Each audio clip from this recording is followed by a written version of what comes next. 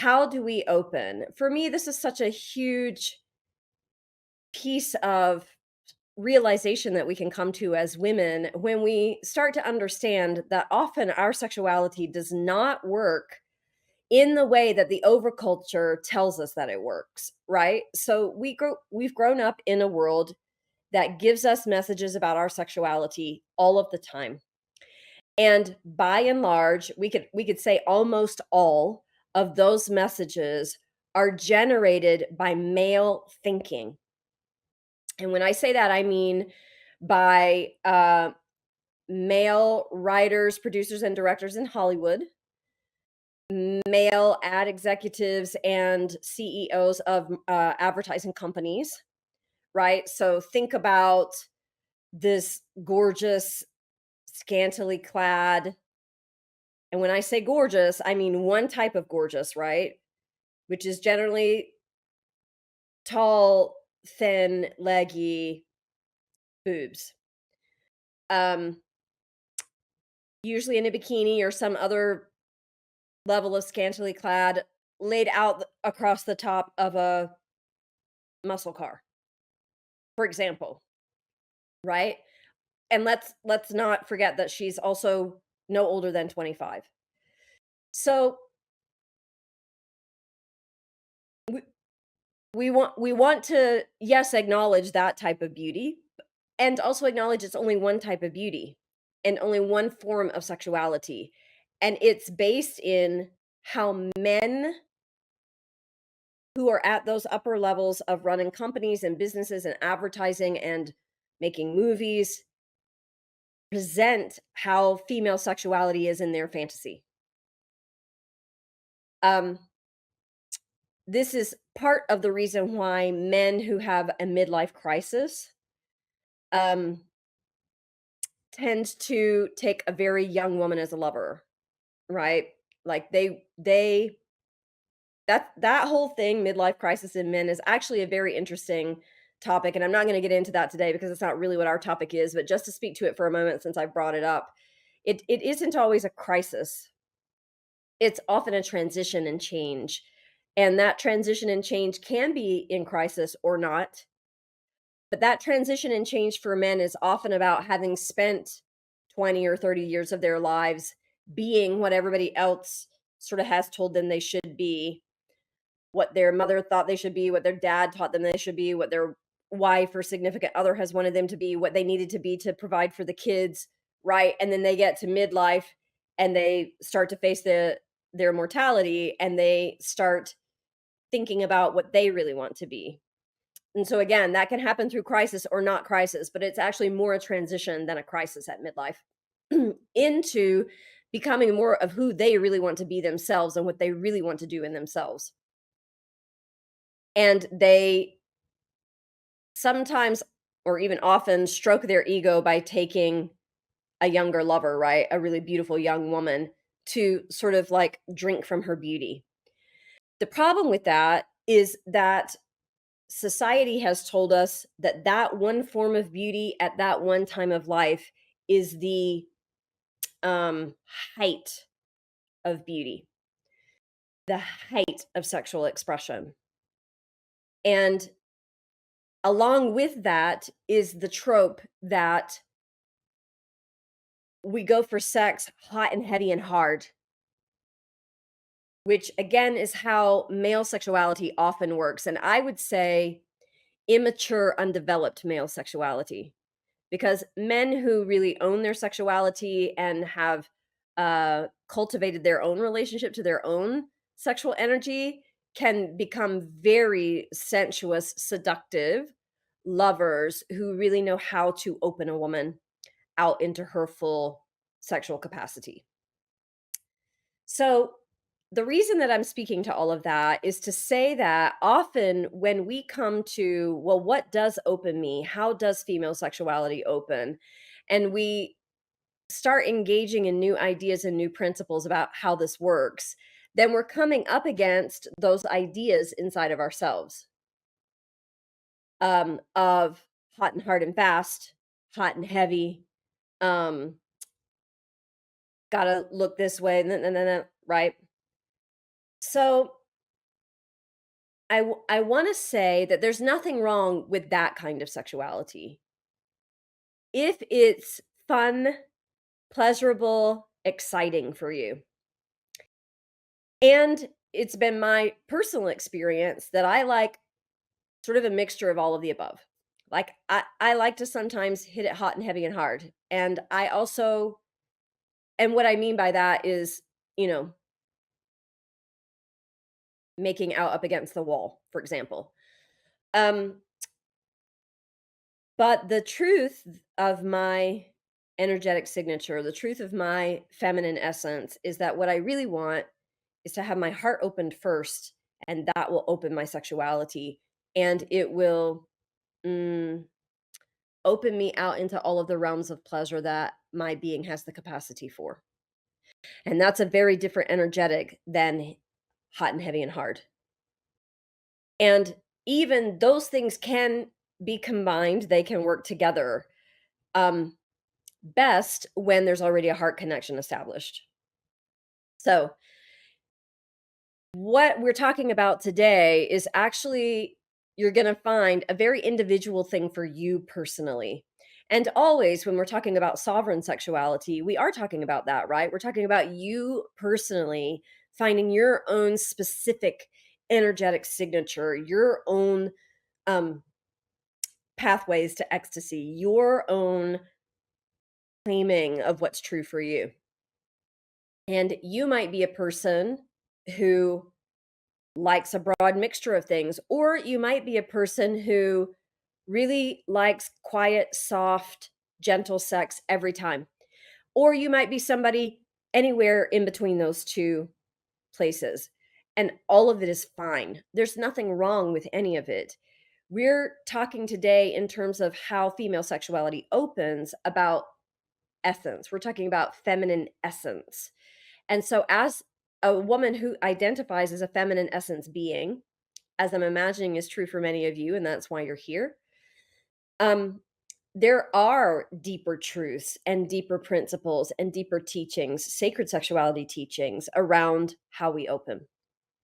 So, I just wanted to preface before we get into that, what those principles are, all of it by saying we can consistently acknowledge the culturalization that we've experienced in this world we've grown up in. And we can even pick and choose from that what feels exciting or fun for us. While at the same time, we go to a next deeper level of understanding of how sexuality as a sexual energy works.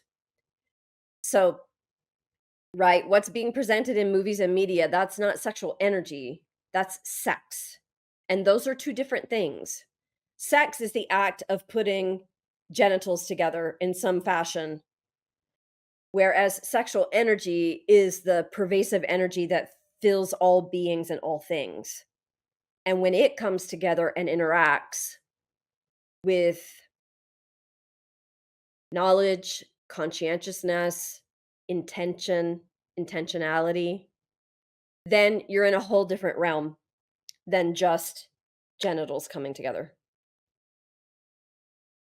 So let's turn now towards that realm, the realm of intentionality, conscientiousness, conscious being, awareness of the energy that fills all things and expresses through all of life.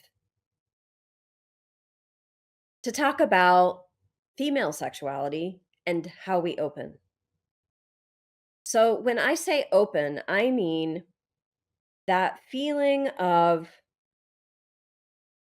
being the flower that maybe starts opening over a really great conversation at dinner and opens a bit more as he continues to cherish you or lavish upon you his generosity of spirit or compliment you and your beauty. And then opens a little bit more with some really delicious kissing, and then opens a little bit more as you take your shirts off, and then, so that by the time you're actually sharing intercourse, you're opened out wide like a fully blossomed flower. Energetically, it feels like exactly what I'm saying. It feels like being opened out wide. So, in deep sacred sexuality teachings, when female is opened out wide because male is penetrating her with his presence, then there is the potential for them to touch God there. And ultimately, for those of us who wish to really be sovereign in our sexuality, who wish to experience the depths of what's really available for us there, that's where we're going. That's what's possible for us. That's what we can lean into. So notice that I don't say that's what we can try to get or aim for or have a goal of, because goal oriented sex does not open female sexuality. What does open female sexuality is attentiveness, attention, presence, steady presence, warmth. So you've heard me mention David Data before. David Data talks about it like the masculine energy is like a boat on the ocean going from point A to point B. It really wants to get from the origin point to the end point. And female energy, feminine energy is the ocean. And the ocean can be calm and placid, it can be raging and storming, it can be currents and riptides, it can be soft and gentle, it can be deep, it can be shallow, and it is in constant motion. So, for female sexuality to open in the way that I'm talking about, that what that looks like if we compare that to the ocean or we use the ocean as an analogy is maybe one moment I'm laughing in pleasure and the next I'm crying in joy. Maybe a few minutes later I'm completely out of my mind turned on, and then beyond that I'm sobbing at the heartbreak of the world. So that's the ocean, right? Constant motion, constant moving. And he is consistently going from point A to point B, which is in this case, in this analogy, point A is get um her attention, have her attention with me. And point B is open her out as far as we can. And with a man who's conscious of these things, then it's very it's exquisite to have him do this, to have him just keep meeting whatever next comes. Joyful laughter, he's meeting it, he's in it with her. She shifts into sobbing in heartbreak for the world, he's meeting it, he's in it with her, right? And so there's a certain kind of way in which this is a place where we exchange the lead. So he takes the lead to begin with all of his cherishing and lavishing and moving her towards. And then once we're opened out and we're in that oceanic movement, we're the lead. When I go over here, he comes and meets me there. When I go over here, he comes and meets me there. So, how we open, how we do this process, there are several sorts of energetic pieces that are related to that. And Tantra talks about this quite a bit. There's several tantric rituals that have to do with this. And it has to do with understanding that female opens in beauty. So, this is why we light the candles, we put the pretty music on, we make sure we have nice sheets. We want beautiful colors in the room with us. Female sexuality opens in beauty. And a man who understands that will want to provide that beauty for her. This is a guy who, whether it's in her space or his space, is making sure she's comfortable, tucking the pillow under her head, and making sure she has water to drink if she needs it, and even literally lighting the candles in the room. Often it's the female who does that, right? Like we come in and we set the space for ourselves that way. And What's true is that sets a space in which our nervous system can let down, it can let go, and it can open to him, it can rest into him. So, beauty, the setting, is a big part of this. So, think about that for a moment. Think about times that you've been in a lovemaking scenario in a setting like what I've just described, whether you set it up or he set it up, doesn't matter. And then compare that to being in a lovemaking scenario or a sex scenario where, the room was a total mess, the sheets are all over the bed, they probably haven't been washed in a week. Um, the lighting is just, blaring light from above or it's completely dark because you've turned the lights out. And there's nothing in the room that's particularly geared towards beauty or the senses. So that's the second part of this, right? But just for a moment before we go there, think about the difference between those two scenarios in your own life and how you felt in it. We're going to take some time in a little bit to go deeper into that feeling place. But for now, I want to take that segue into the second piece of how female sexuality opens, which is our senses. This is why there's so many beautiful rituals in Tantra and the Tao around, you know, um, taking the time to gaze into each other's eyes before kissing, feeding each other beautiful tastes, berries, honey, chocolates before kissing, before deeper engagement, or even while you're kissing. This is why, make sure you have sheets that feel good on your skin. Um, this is why beautiful music, right? So engaging all of our senses. This is female sexuality. This is how we engage in the world when we're embodied is through our five senses. And I would even say our six senses, because we're going to add that sixth sense of intuition in, right? But that we know that female sexuality opens when our senses are engaged.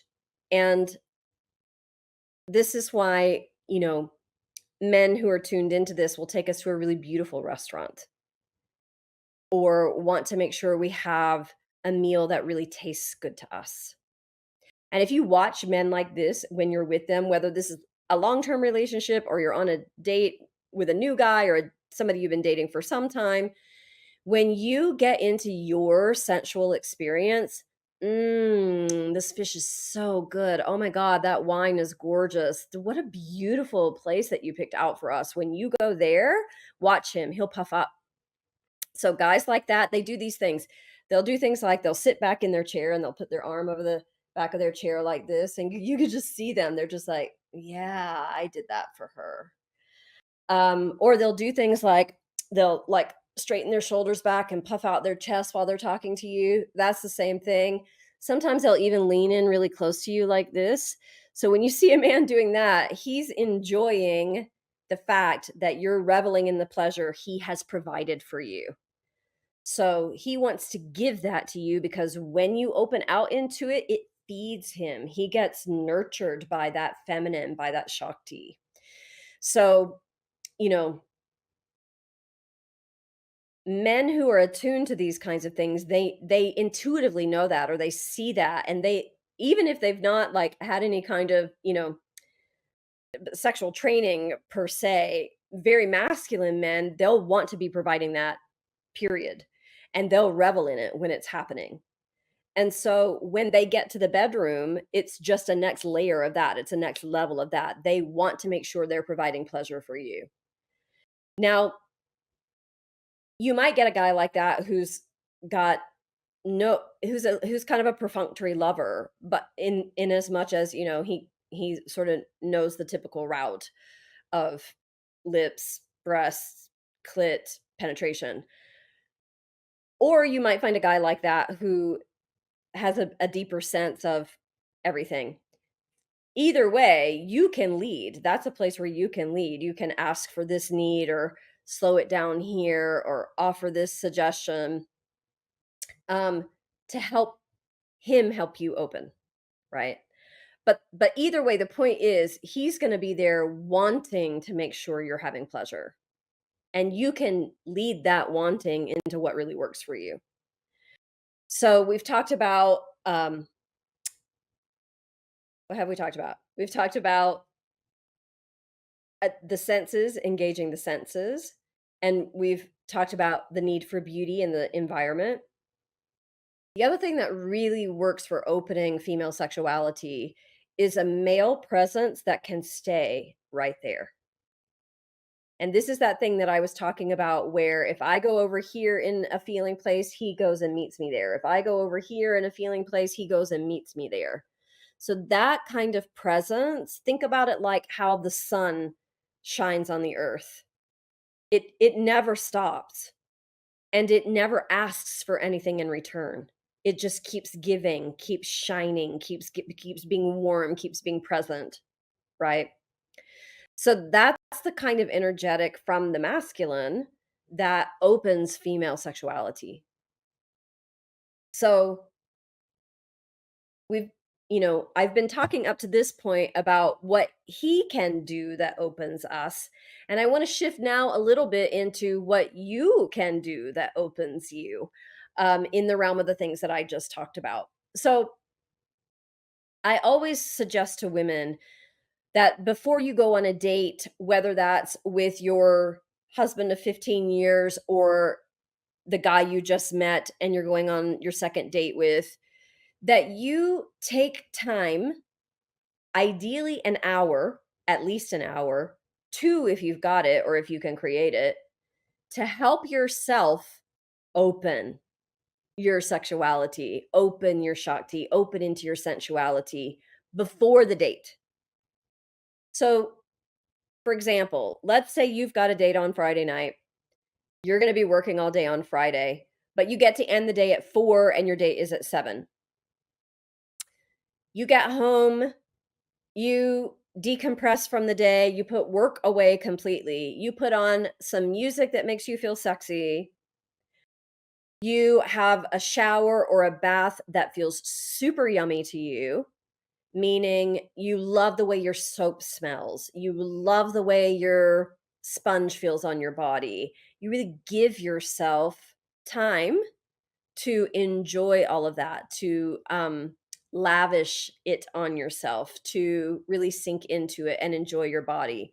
And then you get out of that into using your favorite lotion or your favorite body oil, whatever feels good to your skin. And then you choose a beautiful color to wear to dinner. Now, maybe you have a glass of wine while all of this is going on, or your favorite cup of tea, or something that tastes good to you and feels good to you. So, my point here is that you take the time to unwind from the doingness of a day and relax into beingness as a female creature and treat your senses and do one of your practices that helps you feel in touch with your sexual energy. Um, do the pink lotus practice, do the Kundalini serpent practice, and help yourself really drop down into your body, drop down into your senses, drop down into your sexual current, and get into embodied feminine presence before you go on the date so that you've already opened yourself out with beauty, with feeding your senses, and with being present with yourself before you ever engage with him. So this applies even without a him or a her, whatever your preference is. This applies just in your own way of living day to day or week to week. Why not have an evening for yourself every week where you lavish all of this yumminess on yourself? Why would you not do that in life? And, if you've got children or you've got um loads of responsibilities, even just an hour set aside for yourself in a week can make a huge difference. Or a half hour in the shower by yourself in the way that I was describing it just a little while ago can make a huge difference in you staying close to your own sexual current and opening yourself out. So when we're opening ourselves out, sure, we're opening our sexuality for a lover, But we're also opening it for ourselves, for our own embodied pleasure, for our own relationship to our sexuality and sensuality, right? And we're opening it to the world, to lovemaking with life. Mm, reveling in the joy of sunshine or wind on our face, reveling in the beauty of a dragonfly or a butterfly passing by, reveling in the smell of the earth after it's just rained, reveling in the electricity energy of a thunderstorm, right? So the more we open in ourselves, the more we're engaged with all of the sexual energy of life, reveling in the taste of a peach in our mouth, right? So, as you've heard me talk about before, when we approach sexuality as an energy that we're made up of, and everything on the planet is made up of, all of our food comes from sexual energy. When we think of sexuality in those terms, it becomes a much bigger thing than the scantily clad 25-year-old on the hood of the car, right? And it can include that, but it's so much bigger than that.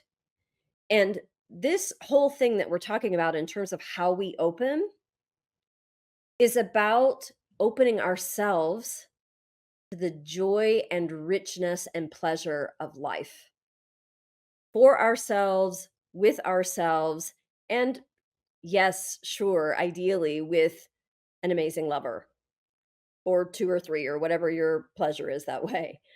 So, the more that we take time and have conscientiousness around creating this in our lives, the more we build ourselves into a life that is lived in this way. So that in the beginning, if this is new for you, it might feel like effort, or it might feel like, how would I ever have the time for that? And that's part of the transition that we want to make when we talk about female sexuality and sovereign sexuality is that we learn to approach life from the place of being receptive, sitting back and down, resting back and in, allowing things to come in, receiving things in, as opposed to always being in, going out and trying hard and efforting and trying to get it, right? So this what I'm describing about how to open our sexuality is the antidote to that. And the more that we practice this, the more it just becomes like your way of life. It becomes the way you do things. And I'm not saying don't have a high powered career. I'm not saying don't be ambitious. What I'm saying is recognize that that is often you engaging your masculine energy, and you can live a life like that engaging from your female energy. And when you practice your cultivation of the energy, practice your containment of the energy, and then practice conscientiously opening the energy, consciously opening it, knowing how to do it, then you're engaging life, whatever your life is, from that place. And the reward of that is that it becomes super rich, super pleasurable, super fun, super magnetic, and it feels good. It feels way better than stressing out or burning out over, um, using too much masculine energy and not allowing ourselves our feminine energy.